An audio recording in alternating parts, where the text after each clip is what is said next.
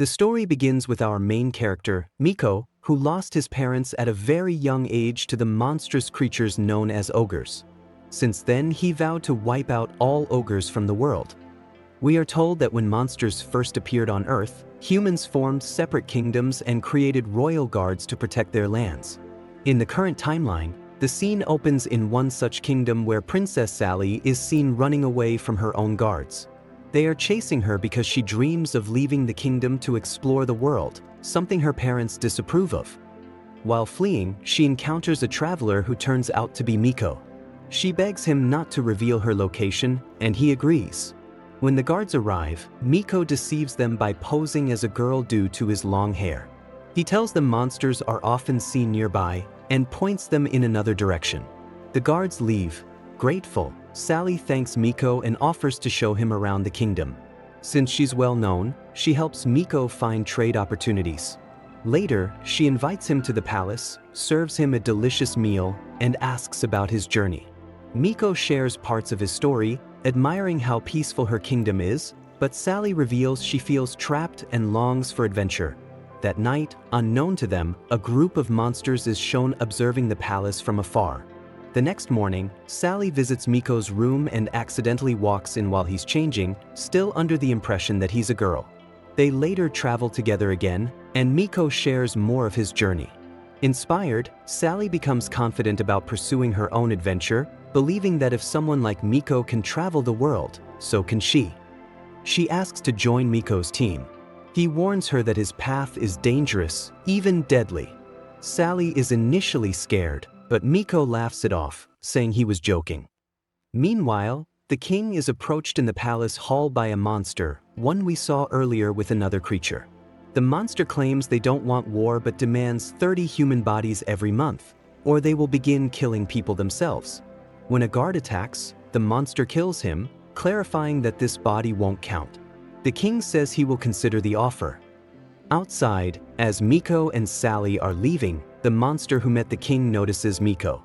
Upon seeing him, the monster panics and flees. Miko sees him too and gives an evil smile. In the next scene, the king calls Sally and tells her to stay hidden. But soon, the palace is attacked by a horde of ogres, led by Yaki and his brother Moki. Yaki informs Moki that the boy who destroyed their city is inside the palace. Miko steps outside, smiling eagerly at the sight of the ogres. Moki is excited to finally take revenge. Sally pleads with Miko to leave, warning him about their strength, but he ignores her. Miko introduces himself to Moki. Moki attacks first, but Miko swiftly unsheathes his sword and cuts off Moki's hand.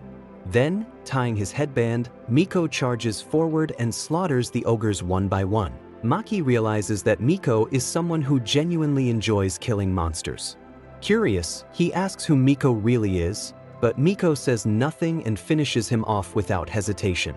Afterward, he walks over to Sally, who is visibly shocked by what she's just witnessed.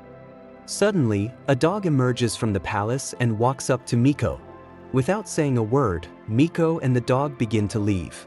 Sally tries to stop him, but Miko ignores her. As Sally moves forward, her eyes fall again on the corpses of the ogres. Fear roots her in place. The scene shifts. A month has passed since Miko left, but Sally still can't stop thinking about him. Determined to go on an adventure herself, she confronts her father. To show her seriousness, she cuts her hair. Surprisingly, her father agrees but asks if she has a plan. Sally admits she doesn't but is confident she'll figure it out along the way. Dressed in her adventurer's clothes, Sally sets off. After some travel, she arrives in a forest where she spots a human-like rabbit girl unconscious on the ground. At first, Sally ignores her, but when she hears a noise from the girl's stomach, she gives her a carrot. When the rabbit girl wakes up, she introduces herself as Bunny. Sally shows her a drawing of Miko, but Bunny hasn't seen him. Since the journey ahead might be dangerous, Sally invites Bunny to join her, and she agrees. They reach a small village, but one of the villagers isn't happy to see Bunny, as the village harbors prejudice against demi-humans. He treats Sally politely but tells Bunny to leave. Disliking the attitude, Sally chooses not to enter the village. To bypass the discrimination, Sally disguises Bunny's face with a cloth, and they enter the village again. This time, they meet the village lord, who warmly welcomes them, unaware of Bunny's true nature. Bunny's excitement at the sight of carrots accidentally reveals her face, but the lord shows no reaction. He assumes they're just travelers and invites them to stay the night at his house. That night, the Lord shares a story with Sally about how monsters used to attack their region until a traveler wiped them out. From his description, Sally realizes it was Miko. When she asks about him, the Lord says the traveler left quickly and they didn't even get a chance to thank him properly. Curious, Sally questions the Lord's prejudice against demi-humans. He explains that demi-humans may act kind at first but eventually reveal their dark nature. Sally doesn't argue and simply listens. The next morning, Sally hears a commotion outside. She rushes out to find a monstrous ogre attacking the village. Paralyzed with fear, she's almost attacked, but Bunny intervenes, taking the monster down with 2 swift kicks. Meanwhile, some soldiers who had been observing from afar witness everything. Back in the village, Sally thanks Bunny, but the villagers are now terrified of Bunny's strength. The village lord asks them to leave. Bunny politely thanks him for his help, surprising everyone with her kindness. As they reach the edge of the forest, the soldiers confront them and arrest them without explanation. In the next scene, they're in a prison cell. A captain named Hawk arrives and releases them. He explains that Bunny's strength made her appear dangerous, and since Sally was with her, she was detained too. When Sally asks why they're being freed, Hawk explains that he spoke to the villagers, who said Bunny never caused any harm and had a good nature. Realizing Bunny wasn't a threat, Hawk apologizes and takes them to the Rimdari kingdom, where he serves as a captain knight. While exploring the kingdom, 2 ogres are seen outside its massive protective wall, one named Jade, the other Mary.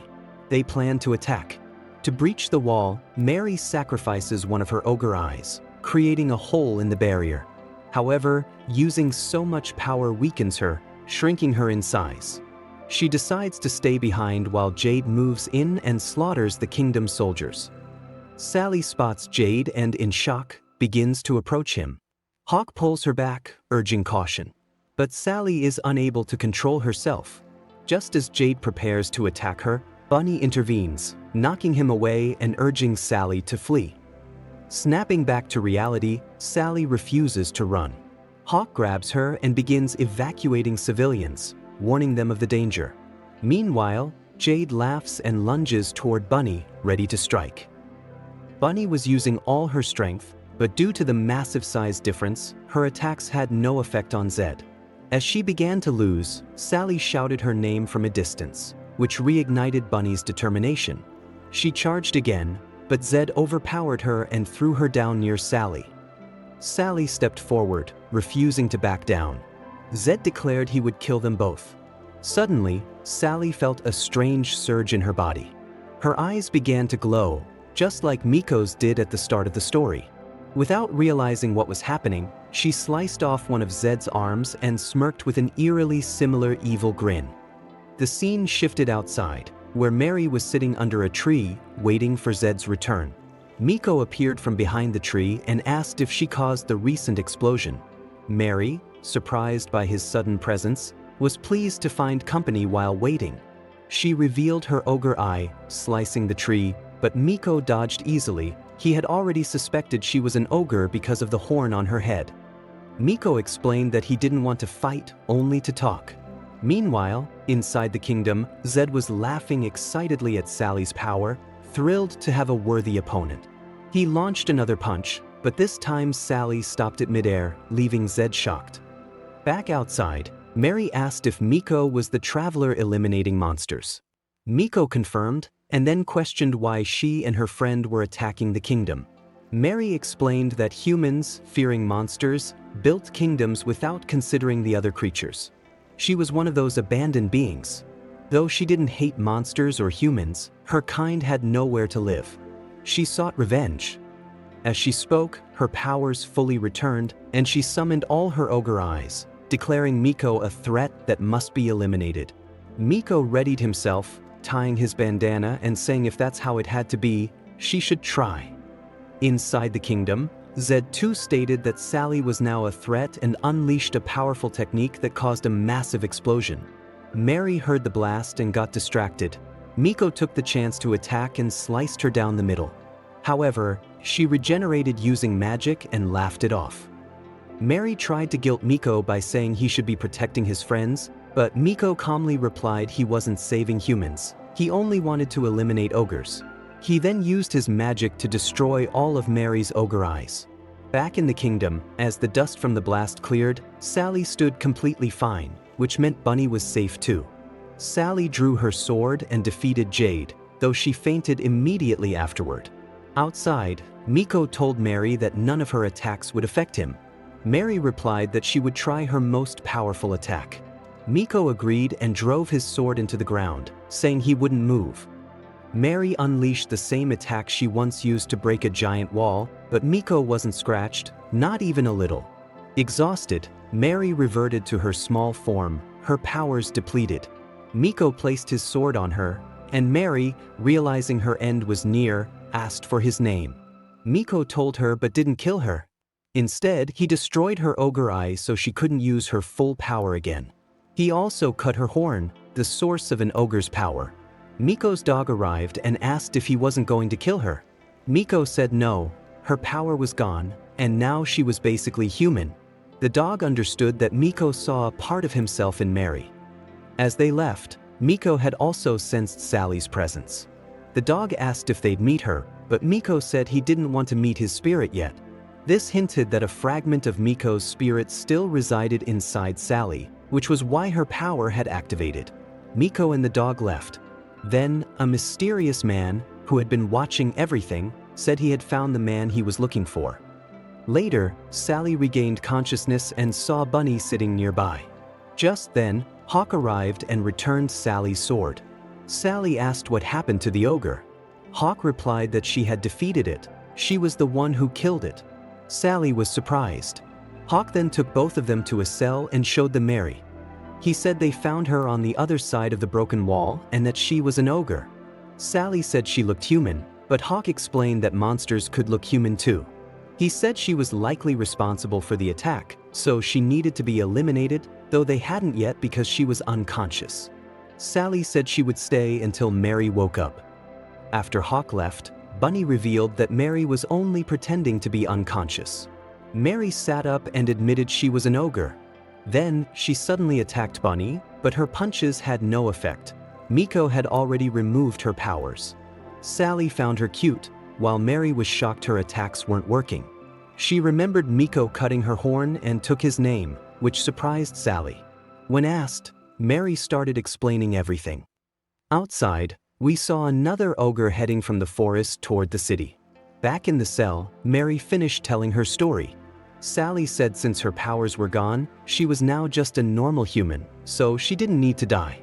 Mary said she was an ogre with no powers, so there was no point in living anymore. Sally didn't like hearing that. She told Bunny they had to help Mary escape. Elsewhere, Hawk was sitting when soldiers informed him that Mary had escaped with help from Hawk's two friends. Shocked, Hawk rushed outside and saw Sally, Bunny, and Mary leaving. He tried to block their path, but Bunny attacked him and knocked him down, and the three ran off. Hawk chased after them, trying to catch up, but suddenly, the entire city was destroyed by a single attack. Hawk was stunned and terrified, unable to understand what had happened. Meanwhile, in front of Mary stood a high-level ogre, the one who had just destroyed the entire city in a single blow. His name is Simon. When he arrives and sees Mary with a human, he asks her what she's doing there. But at the same time, he also notices that Mary doesn't have horns on her head anymore, which means she's lost her powers. He says, "Without horns, you're just like a human. You're of no use to us or to the ogre family. So you should just die." Hearing this, Mary immediately drops to her knees and says, "As you order." Sally didn't like this at all, so she steps forward and tells Simon that what he said was wrong. At this point, Bunny also comes forward. Sally and Bunny were both ready to fight, but just as Simon is about to attack them, someone suddenly contacts him through telepathy and stops him. The one who contacted him is Miraji, the same person we saw earlier watching over the kingdom. He tells Simon not to attack Sally and to return. Simon is forced to obey his superior's command and leaves. By then, the sun had begun to rise and morning was approaching. Sally sees Hawk on his knees, staring at his ruined kingdom. She quickly runs to him, wakes him up, and tells him that nothing can be done now. They must survive on their own and take revenge on whoever did this. Hawk agrees, saying the first thing they need is to find a village because they have no food left and there is no nearby forest where they can find anything to eat. Mary then says that there's a village nearby, but it will take them half a day to reach it. They start walking, and in the next scene, they arrive at the village.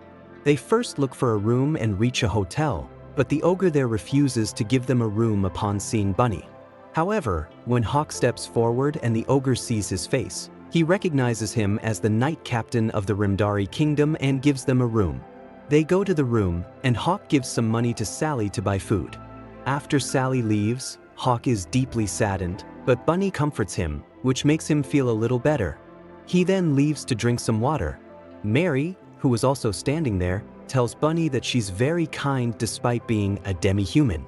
Bunny replies that she wasn't always like this. She only changed after meeting Sally. Bunny then asks Mary her name.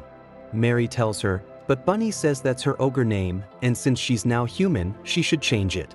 Bunny names her Carrot, and Mary accepts the name. The scene then shifts to Sally in the market, wondering how she'll carry food for all of them. Just then, Miko appears and sits beside her. Sally is very happy to see him again. Miko says her short hair suits her, and also mentions that he knows she must have learned and endured a lot during this journey. Sally says yes, she's learned how cruelly humans treat demi-humans and that they don't like them. Miko replies with an example. Imagine a child whose parents were killed by a demi-human. What would he do? Sally says he might hate demi-humans for a while, but Miko's expression changes and he says, no, he'd decide to kill all demi-humans one day. Though he was indirectly talking about himself, he quickly laughs and says they shouldn't talk about such things. Meanwhile, Miraji is shown in the village. A little girl gives him a pastry, and he thanks her. Simon also arrives and asks Miraji why he stopped him. Miraji says that if Simon had fought Sally, he would have lost. But Simon doesn't believe it.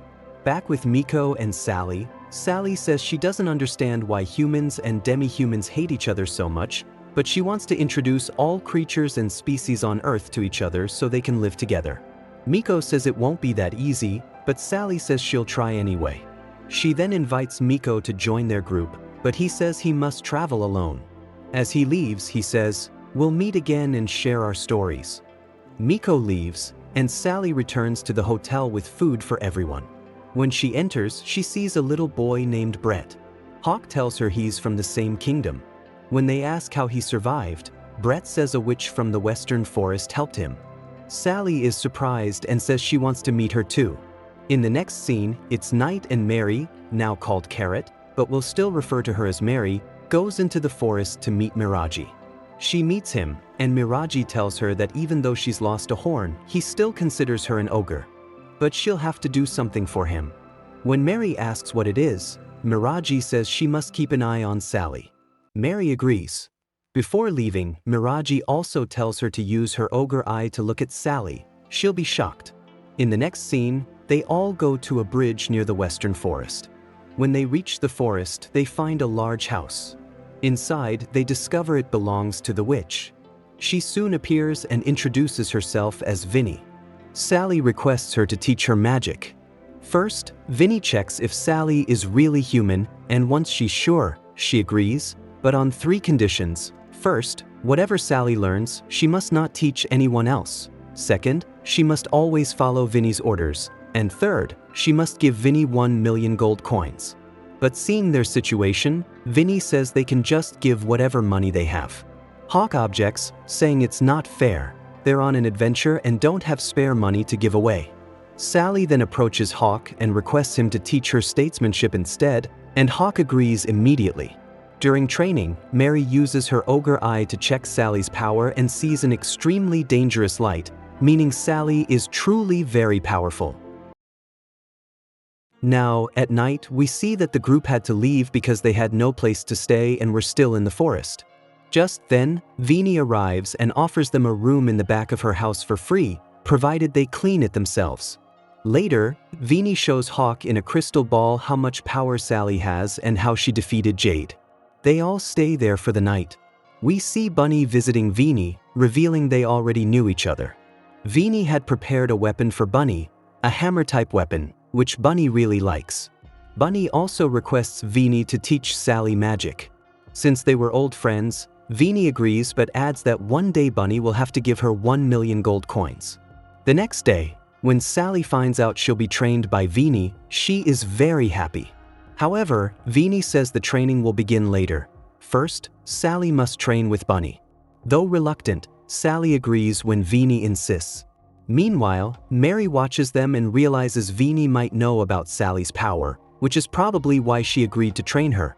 After training with Bunny, Sally also practices swordplay with Hawk, who says he won't use his hands since Sally isn't good with the sword yet. Before the fight, Hawk had been talking to Vini, saying that if Sally used the same power she used against Jade in the kingdom, she could defeat anyone easily. Vini asks if Hawk truly thinks Sally is evil. His answer is not shown, but in the next scene, he trains with Sally fearlessly, indicating his answer. During the spar, Sally loses and complains that Hawk promised not to use his hands. Hawk replies that he used his feet because in battle it doesn't matter how you fight, only victory matters. From afar, Vini watches them and sees Hawk's grandfather in him, someone she's known for a long time. Though Vini looks young, she is very old. Suddenly, the leaders of the elf and lizard clans arrive. They request Vini to remove the barrier and spell protecting the forest so they can destroy a sleeping ogre Vini had sealed long ago. When asked why, they explain their clans are relocating and can't leave such a dangerous creature behind. The next day, Vini removes the barrier, and the sleeping ogre could awaken anytime and attack. The elf and lizard clans had agreed the lizard warriors would go into the forest first and fight the ogre to prevent it from reaching the village. Hawk opposes this, telling the elf leader it's unfair since the lizards can't see well in the dense forest and would die unnecessarily. Sally also disagrees. The elf leader admits they are right but says nothing can be done.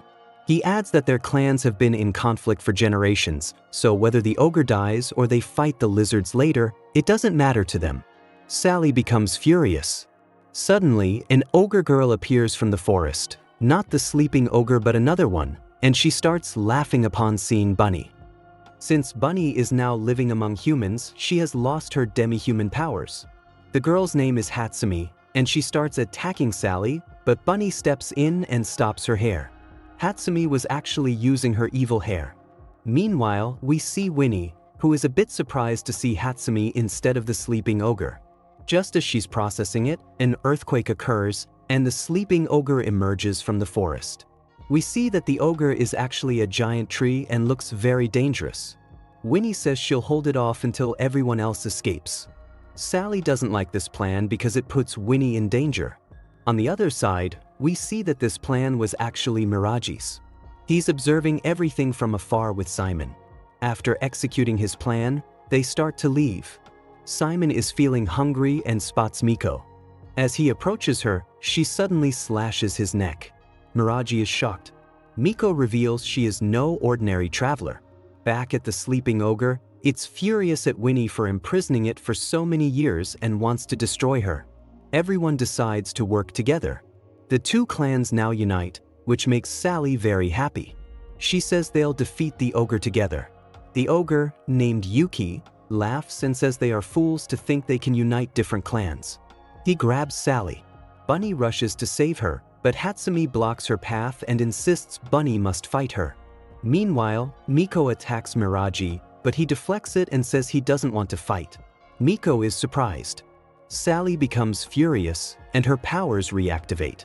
Her eyes start glowing, and Bunny destroys the roots Yuki used to hold Sally. Yuki senses her power and says she's a threat even to the ogre clan. He tells her that if she wants peace among all species, she must first destroy herself. Sally ignores him and prepares to attack, but Hatsumi grabs her with her evil hair. Bunny tries to help, but Sally stops her and cuts Hatsumi's hair, something no one had done before because her hair is strong like steel. Hatsumi is shocked, and Sally attacks her, making her fall and lose consciousness. Yuki calls her weak and unworthy of the ogre clan. He attacks again, but Sally destroys the attacking roots. Everyone is shocked, including Hatsumi. Sally says she used her power only to protect the weak, regardless of whether it's against an ogre or anyone else. She then punches Yuki with full force, destroying him. The sleeping ogre is finally defeated, and everyone celebrates. Winnie congratulates Sally and thanks her for saving everyone. But Sally collapses from overusing her power. The lizard and elf clans both thank her. Hawk then notices Hatsumi is missing. She has escaped into the forest, badly injured. That night, everyone returns to Winnie's bar. Mary secretly sends her ogre eye to Miraji instead of reporting, and questions him about why he released Yuki. Miraji gets angry and says she has no right to question someone of his rank. Mary withdraws her questions, but Miraji explains he met someone today who fought Simon and killed him. Mary instantly realizes it was Miko. She asks how Miraji survived, and he says he didn't fight. The next morning, Sally comes back to the bar and sees Hawk talking to the lizard and elf clan leaders. They have decided to unite and work together instead of fighting. Sally is happy to hear this. Winnie tells her not to forget this feeling, as it will help her in the future. Sally decides to leave because she's realized wherever she goes, ogres follow and attack her, possibly to test her strength. She's right, this was also Miraji's plan. He released Yuki just to test Sally's power. Now, Sally continues her journey. Hawk, Mary, and Bunny decide to accompany her. They ask Winnie to come along, but she says she has to run her bar. The scene shifts to a town at night where a woman is walking. Suddenly, an ogre with big teeth appears. The woman screams, and the scene changes again. Sally and her group are passing near that town. Hawk tells them a story he heard from a guard, that a vampire in the town is killing girls. Sally gets scared and says they shouldn't go there, but Hawk says she doesn't need to worry because the vampire only targets beautiful girls, and she doesn't qualify. Sally beats him up and continues their journey. They arrive at the town, but the townspeople react negatively as they dislike demi-humans. Mary gets upset and says they should teach them a lesson. Sally says her power is not for that. Mary feels hurt that Sally didn't support her. Later, while looking for a room, Mary and Bunny go shopping. Bunny mentions she needs a hoodie to cover her face, but gets distracted by a stall full of carrots. The owner hates demi-humans and throws Bunny's money on the ground, telling her to leave. Mary is upset seeing Bunny silently picking up the money. Hawk, back at the room, also tells Sally they shouldn't let Bunny roam around the town, fearing the reactions might hurt her. Later, Mary and Bunny are some distance away. Mary buys carrots from another shop, and Bunny is eating them. Mary asks if she doesn't get angry at people's reactions. Bunny says she feels bad but doesn't respond because their opinions don't matter. She's Sally's friend, and Sally wants equality, so she does too. Mary feels even worse. As they return, Mary hears people insulting Bunny again and also talking about the vampire. She uses her ogre eye to locate the vampire and approaches him, offering help to attack the city. The vampire first asks about her condition. Mary tells him everything and also mentions Sally. The vampire says Sally is a big threat and must be eliminated. But Mary immediately refuses. The vampire says, "No, if we don't finish him, our ogre clan will be completely destroyed, even though he himself is an ogre vampire." Unwillingly, Mary agrees. Just then, Bunny arrives, having perhaps heard everything, but she ignores the conversation and simply tells Mary, "Let's go, it's getting late, we need to return home." Hearing that, tears well up in Mary's eyes. The vampire steps forward and says, "Our discussion isn't over yet," but Bunny immediately attacks him. The vampire dodges her first attack, but Bunny charges again. This time her hammer hits, yet it doesn't injure the vampire. Instead, he lifts Bunny into the air. Just as he's about to strike her again, Bunny's upper body suddenly explodes. At that exact moment, Sally arrives and sees Bunny's upper body completely destroyed, while the vampire remains unharmed and even laughs. Enraged, Sally activates her power and attacks him. But once again, The vampire evades and uses his mysterious power to capture Sally. He's about to attack her when Mary suddenly strikes the vampire, stopping his mysterious attack and freeing Sally. The scene shifts to heaven, where we see Bunny. She meets an angel named Etla, who tells her she has died twice this year. But Bunny insists she must return. Her friends need her. Etla asks why she wants to live again, but Bunny doesn't listen. She pleads. Etla finally grants her wish. Bunny revives, her body regenerated, but now her eyes glow red, dark wings have appeared, and she feels a new power coursing through her. Enraged, she immediately attacks the vampire and nearly destroys him. As he falls, he remembers arriving in this town and falling in love with a human woman. So deep was his love, he forgot his true nature as a vampire. But when he proposed to her, he lost control and drank her blood, killing the very person he loved. Since then, he stopped caring for or loving others, believing his nature only brings destruction. Yet he understood Mary's situation and didn't blame her for betraying him as an ogre. The scene shifts again. Bunny wakes up in a room, the same one they had rented. After defeating the vampire, she had lost consciousness. Etla is there, and Bunny is surprised to see her. She asks if she died again, but Etla says no. She came only to tell her that even after her transformation, her friends weren't scared of her. Instead, they brought her here to help her recover. To assist her further, Etla takes back the power she had given Bunny to defeat the vampire. Bunny thanks her. Just then, Hawk enters, but Etla has already left. Hawk sees Bunny sleeping and is happy to find her back in her original form. Meanwhile, Sally and Mary head to the market to buy supplies since Bunny is still recovering. On the way, Mary asks Sally, "You once said you can't use your powers recklessly to hurt others, so why did you kill my comrade Jade?" Sally replies, "Back then, I had no other choice."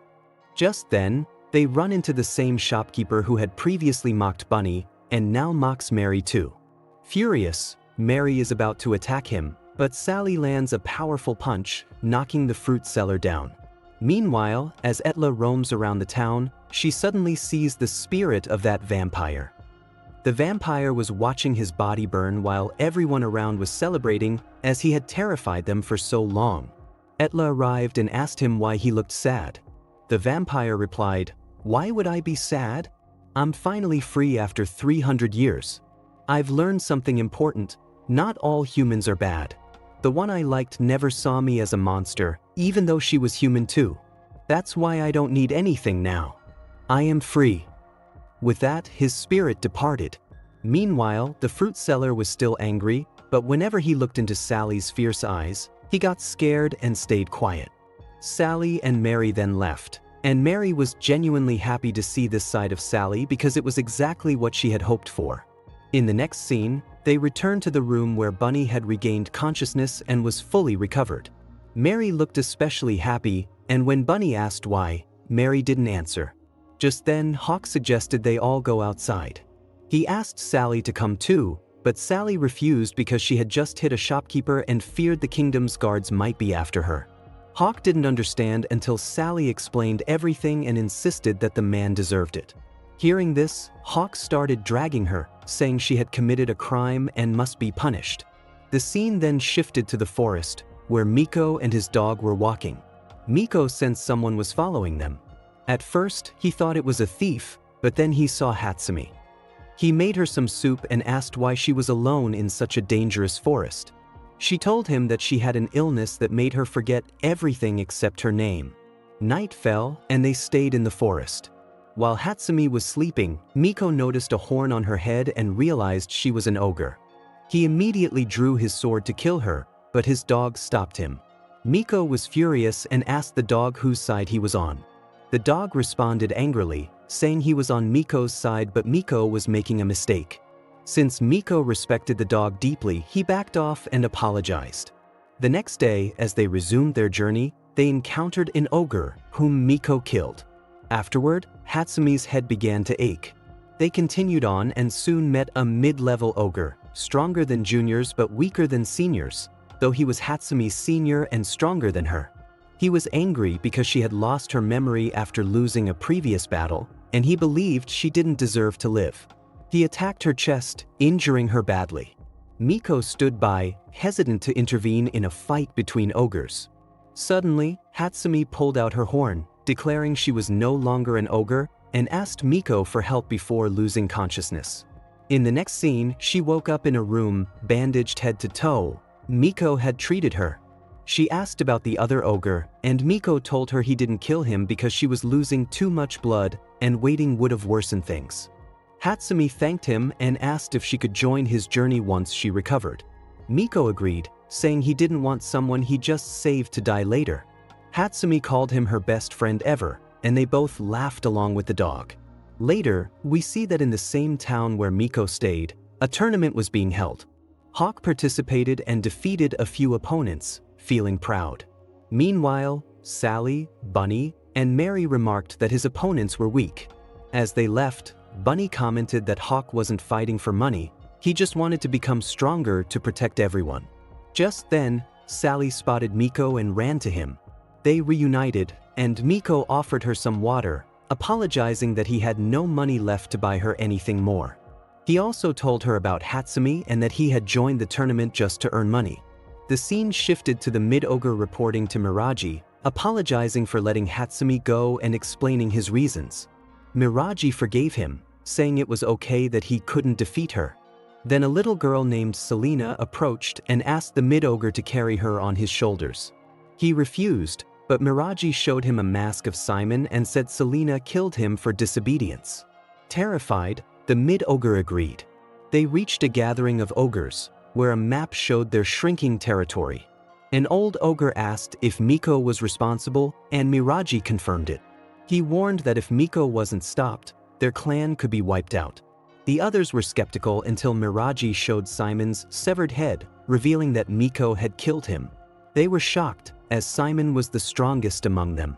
Then a Thunder Ogre child named Todor said Simon died because he was weak. Miraji responded that Miko had also killed Mary. Hearing Mary's name, Todor was stunned and vowed to kill Miko himself. After everyone left, Simon's head spoke to Miraji, accusing him of using him as an example when he could have been repaired. But Simon was killed again. Selena later asked Miraji if humans and ogres could be friends. Miraji replied yes, if there was good communication, citing the vampire who had befriended a human. The next day, Hawk met Selena while walking in town. She asked him to carry her on his shoulders because she was looking for Miraji. Hawk didn't know who that was, so he refused but offered to help her find him. As they talked, Selena liked Hawk's personality and said they could be friends. Hawk playfully tickled her head and explained that true friendship needed a bond. Suddenly, Hawk sensed a deep, dark energy because Selena got briefly angry at the tickle, but then she laughed. Miraji arrived, and Selena joined him. He noticed Hawk's sword and realized he was in the tournament, encouraging him and telling Selena to cheer for her new friend. Hawk left, unaware that the girl who had destroyed his entire kingdom was now his friend. In reality, Selena was the god of masks and could control all mask ogres. At the tournament ground, Hawk arrived to begin his battle. Selena sat in the audience, cheering loudly for him, and Hawk decided to put on a good show. Outside, Sally arrived and ran into Miraji. She didn't know him, but he told her that he too dreamed of unity between humans and ogres, the two clans with the most conflict. Just then, Miko appeared, told Sally not to talk to Miraji, and exposed Miraji's high status among the ogres. But Miraji simply replied that his high position allowed him to influence all ogres. And if he says that there should be no war between humans and ogres, then no ogre can betray him. But Miko still didn't trust him, which is why Miko tells Shelly that she has two choices, either join hands with Miraji or with him. Now, the path Miraji is choosing is the same one Shelly chooses too. But Miko is the opposite. He wants to wipe out all ogres from this earth. Still, Shelly extends her hand toward her friend, which surprises Miko. Shelly says she doesn't like that Miko wants to kill or hate all ogres. She says she will work on this issue going forward, but she also doesn't want to lose her friend, which is why she chose him. But Miko couldn't accept this and immediately runs away, saying she shouldn't have chosen him. Miraji tells Shelly that she must have made this decision after thinking it through and that maybe it's the right one. He suggests she should talk to Miko to understand his problem. Shelly reaches Miko and talks to him. Miko reveals that he is the child whose parents were killed by ogres, and that's why he decided to wipe out every ogre from this earth. Even though he has killed many, he hasn't found any satisfying answer yet, and he has no intention of stopping. Just then, there's an explosion in the same town, and we see that Doro has arrived with his companions. Seeing such powerful ogres, the tournament is cancelled. Everyone is informed of this, and it is announced that if they bring the heads of these ogres, they will each receive 500 gold coins. Everyone sets out for this. On the way, Hawk meets a friend who was in the tournament with him.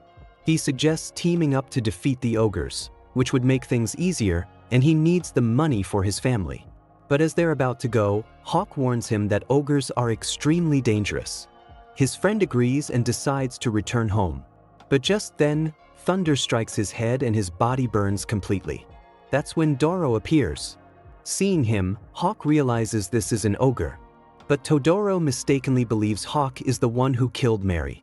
Todoro tries to kill both of them, but misses. Meanwhile, Shelly wonders if the explosion was Miragi's doing, but he appears and denies any involvement. He also refuses to help Shelly now because she didn't choose him earlier. Back to Hawk. Doro attacks again, and Hawk throws his sword into the air. The thunder hits the sword. Outside, one of Todoro's companions is sleeping, and Miko arrives, thinking of killing him since he is also an ogre.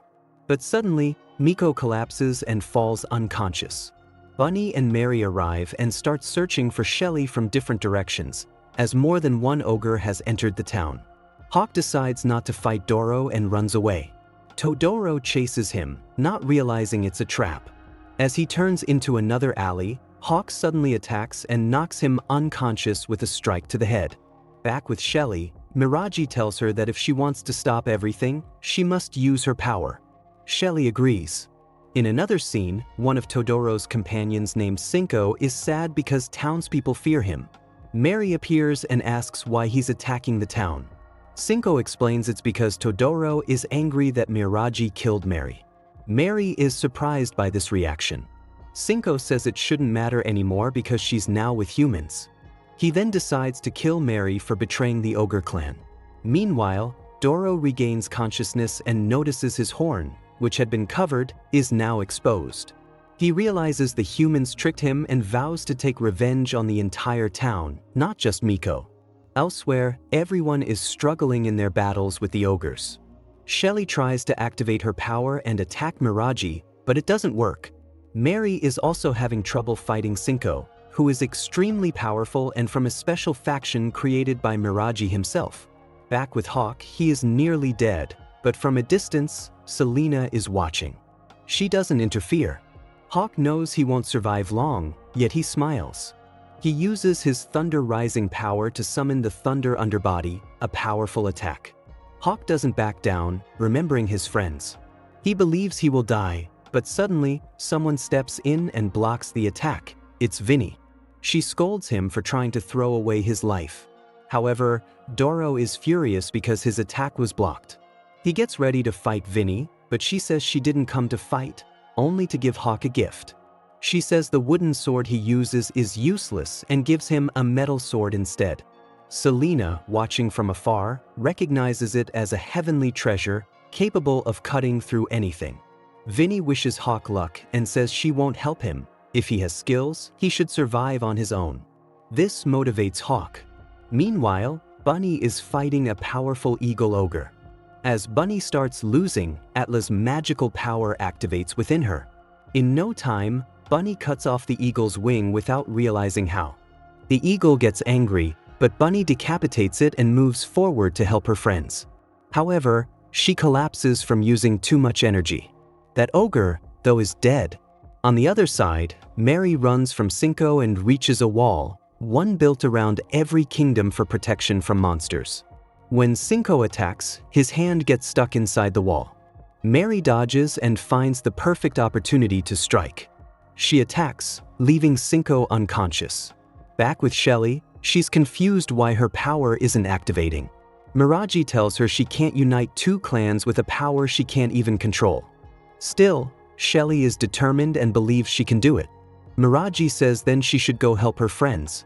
Before leaving, Shelly extends her hand and says she'll clear Miko's misunderstanding first, then return to Miraji, and finally unite humans and ogres. Again, the scene shifts to Todoro and Hawk.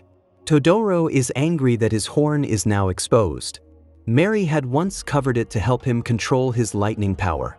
Remembering that Mary isn't there now makes him angrier, and he activates his thunder rising power again.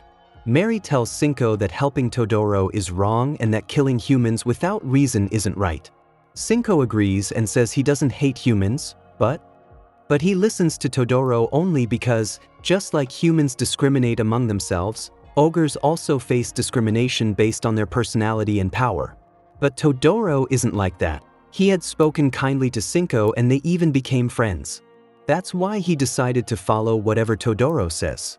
However, he also mentions that he agrees with Mary's decision and wishes that other ogres would be like her too, so the fighting on this earth can come to an end. Meanwhile, Doro makes his final attack, but Hawk not only blocks it but also counters with his own sword, knocking Doro unconscious. When Doro regains consciousness, Mary is standing in front of him. He's shocked to see her because he thought she was dead. Seeing her, he breaks down crying. On the other side, we see Hawk with Sally and Vinny. He explains that during the fight, he was about to kill Totoro because he had killed an innocent man. But later, he learned that Totoro was actually angry because someone had killed Mary. Hawk was glad he didn't kill Totoro, as it would have been wrong. He also says that if people just talk things out, many lives could be saved. Just then, Vinny points to a new country on the map and suggests they should head there. After that, the scene shifts to Miko, who regains consciousness in the same room he had rented for Hatsumi. As soon as he gets up, he grabs his sword in anger. Just then, Hatsumi enters, and Miko realizes he's in his room. The dog tells him that it met someone named Minky who has powers that can knock people unconscious and trap them in terrifying dreams. That's why Miko had been unconscious and lost in those dreams. The scene shifts again to Sally, who tells Todoro that they are heading to another country and invites him to join them, extending her hand. But Todoro rejects the offer, saying he can never side with humans, and starts to leave. Mary arrives and reassures Sally not to be upset, explaining that Todoro simply struggles with communication. Still, since he declined the offer, he walks away. Outside, he encounters Miraji and asks why he lied about Miko killing Mary, as that lie caused the deaths of his two friends, Cinco and Eagle. Miraji tells him not to worry and then suddenly attacks Doro, creating a hole through his chest. Doro dies on the spot, and with an evil smile, Miraji says, "Now you can peacefully meet them in heaven." Meanwhile, Sally and her group set off toward the new country. After that, we are shown a flashback where a boy named Hiko is introduced. His name is similar to Miko's, and the reason behind this will be revealed later. Hiko is seen wandering through a village, and we learn that his parents abandoned him for reasons unknown to him because he was very young at the time. Now he's searching for them. On the way, he finds a dog and feeds it. The dog starts following him, and to his surprise, it can talk. Just then, Hiko hears a noise and sees an ogre killing and eating a human. Hiko, though timid by nature, prepares to fight. His hands tremble in fear, which is natural when facing such a huge ogre. But suddenly, the ogre attacks him, and as Hiko tries to block it, he is shocked to discover that his strength surpasses the ogre's. Motivated, his eyes begin to glow, just like Miko's, and he defeats the ogre. The villagers gather around him, thanking him, and Hiko's name starts becoming famous. Other villages tormented by ogre attacks begin seeking his help, and Hiko helps them as he begins his journey. He wanted to find his parents and help others, and the dog continued to accompany him on this journey. But the journey suddenly took a different turn when he learned about an ogre island. He decided that he would kill the leader of the ogres to end this threat once and for all, and only then think about his own life. Upon reaching the island, he easily defeats the leader. After killing him, he drops the plan of searching for his parents, buys a house, and starts living there. He often felt very lonely. One day, an ogre came to meet him, asking him to save his son. This ogre had fallen in love with a human woman, and they had a child. But the ogre couldn't control his emotions and ended up eating his own wife. Now, all the villagers were trying to kill the child even though it wasn't his fault. In the next scene, we see Hiko reaching the village, where a child was tied to a tree. The villagers were about to kill him, but Hiko stopped them. He questioned their actions, but their eyes were filled with hatred. Hiko decided to take care of the child himself, otherwise, the villagers would kill him. He took the child with him, and this scene revealed how Hiko met Miko for the first time. When they returned home, Miko was extremely sad, saying he should die because he had nothing left to live for. But Hiko got down on his knees and apologized, revealing that he was the one who killed Miko's father and that Miko could take revenge if he wanted. Miko immediately picked up a sword and attacked, but he wasn't strong enough to harm Hiko. Even the sword strike on Hiko's head didn't leave a scratch. Hiko then said he would train Miko to become strong so that one day he could take his revenge. Later that night, Miko fell asleep while Hiko and the dog sat together. The dog couldn't understand why Hiko was raising a child who might one day kill him. Hiko explained that he did it on purpose so Miko wouldn't blame himself. He gave Miko a target to focus his pain on, someone who was actually responsible, and someday by killing him, Miko might find peace. Miko overheard this conversation and was deeply hurt. From the next day, both Hiko's and Miko's lives completely changed. They started spending time together. Hiko took care of Miko like a father, taught him to read and fight, and made him stronger. A deep bond formed between them. However, even after all this, Miko never revealed his real name, so Hiko decided to call him Mako. They had found happiness in each other and were truly content, but that happiness wasn't going to last long. We see an ogre who looked extremely powerful and was heading in their direction. The day finally came when Miko had grown stronger than ever before.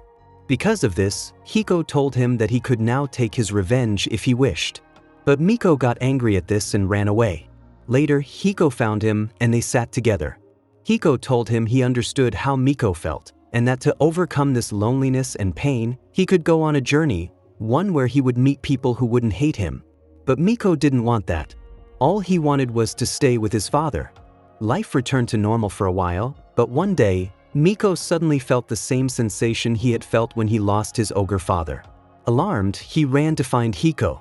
On the way, he encountered the dog, who tried to stop him, but Miko didn't listen. When Miko reached Hiko, he saw him lying on the ground amid heavy destruction. Hiko had just fought with the powerful ogre we saw earlier, but he had lost and was on the verge of death. Seeing this, Miko was heartbroken.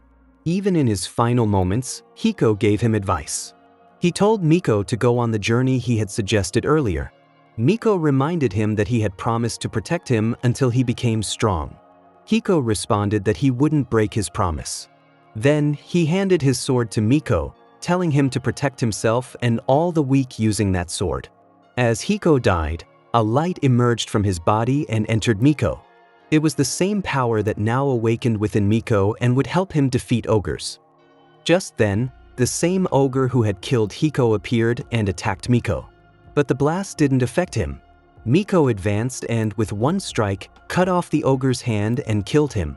During this fight, a horn emerged from the center of Miko's forehead, but he destroyed it himself because he didn't consider himself an ogre. Like Sally, he had decided to end the war between humans and ogres, but unlike her, Miko wanted to destroy all ogres to end the conflict.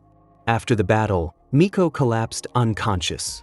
In the next scene, we return to the present where Hatsumi is seen carrying Miko on her shoulder as he sleeps. The dog is walking beside them, thinking to himself that ever since that tragic day, a hole had formed in Miko's heart that still hadn't healed. But now, he might have finally found someone who could fill that hole. And with this, Season 1 comes to an end.